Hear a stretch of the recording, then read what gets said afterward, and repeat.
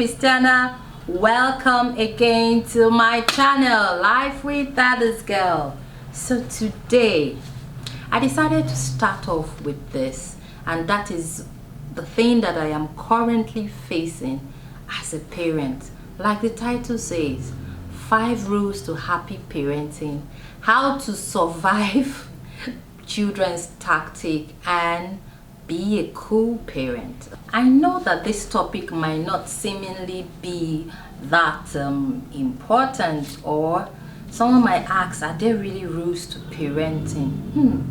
Do you know that good parenting skills is the bedrock of every society?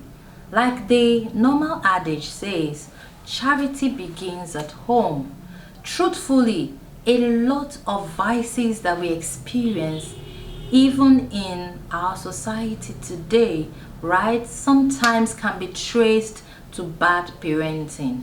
I'm not saying people just wake up one day and decide to be bad, but I can say that so many people do not have value systems, and some also do have value systems, and that's why sometimes, in fact, life might even play funny and you are having that a parent is good, and sometimes the product, right, the children, which are the products that I mean in this context, might turn out to be worse, and you're wondering what the heck is happening. Are there truly rules? Yeah, there are rules, but let us note, I want to sound this note of warning that not one size fits all. What might work for me as a parent might not work for you. You might have to take extreme measures in your parenting, and I might choose to take subtle measures in my own parenting skills. But in all, I just want to share the 5 rules that I think will make you survive your children tactic. When I mean children tactic, I mean from the ages of 0 to maybe before they are teenagers, because in this age bracket, certain values, certain mindset is already formed. If you have a child that is not following rules and not that is not respecting the boundaries that you put in place, you tend to have such a child grow up to be a dysfunctional adult. You might say I'm wrong, but I think researchers has shown us this over time. All right, I'm not saying that I'm a good parent, I'm an example of a good parent, or this person is an example of a bad parent. I'm saying make sure you as an individual, if you are going to choose to have children, please make sure you have values. Do not say you do not have values or morals and expect your children to be good. It doesn't work that way. You just have to follow the rules. I mean, that is why we are all created to cohabit. All right, so so that I don't talk too much and don't make this video long, and if I see that it's getting long, we might actually have to have a part 2, because I really need us to understand that before anything, for family to experience peace, for our society to be stable, to be normal, we must deal with parenting. Who are you as a parent? Ask yourself that question. Please do not make the mistake of bringing forth children if you know that you will not be serious in bringing them and training them up in the way of the Lord. All right, Proverbs 22 verse 6 says, train up a child in the way he should go, so that when he grows up he will not depart from it. It is very important. I am taking my own context from the holy book of the Bible, because that is what I base, that is my faith, and that is my belief system. Okay, so we're going straight into the 5 rules that I think can make you feel like a cool parent. All right, number 1 rule that I think has worked for me is being positive. Positivity, you might say, in what sense? I want to give you a brief intro, and I'll also be, giving you some links to some books. Some people have already read them, some have not.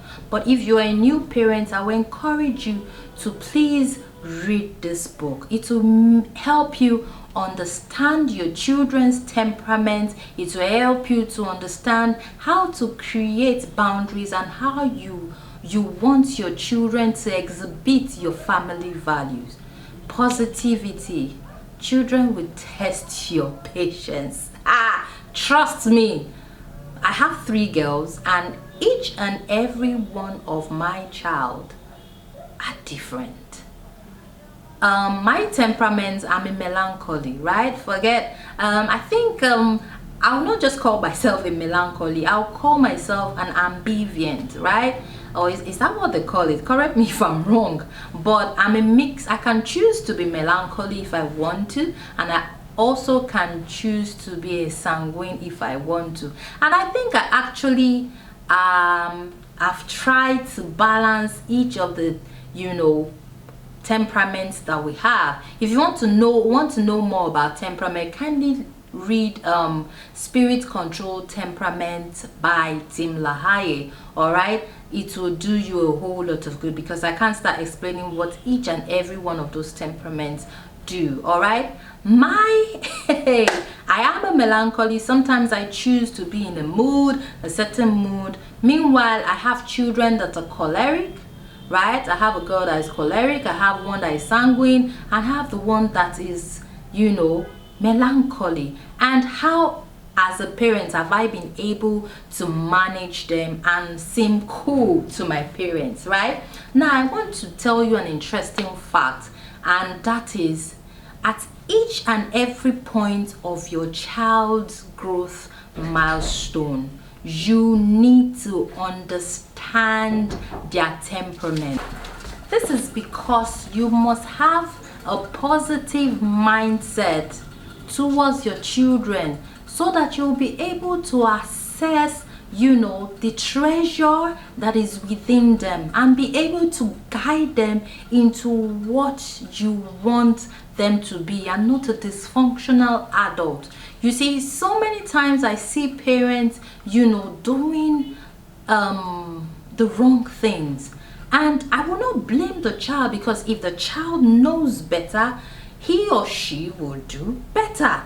But if you as a parent, you do not have a positive mindset, you just have this mindset of, oh, my child is this and I can't change him, he just has to listen to what I have to say.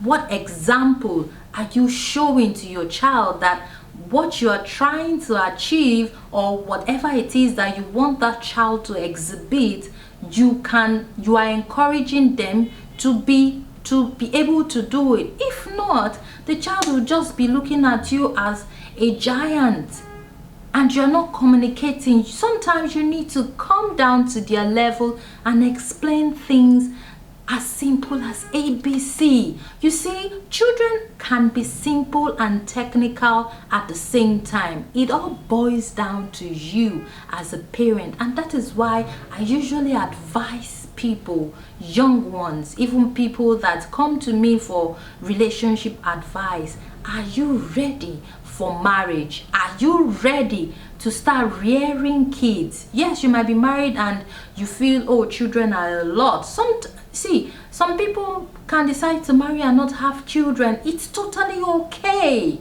It's actually totally okay, because see, children will test you, but some people cannot handle that pressure. Not a lot of people have hard skin. Sometimes I personally do have meltdown, because they will test you, and I'll tell you, oh, I've promised myself I will not do some certain things to my children. But sometimes, because even we ourselves have not healed from the trauma that our parents have put us through.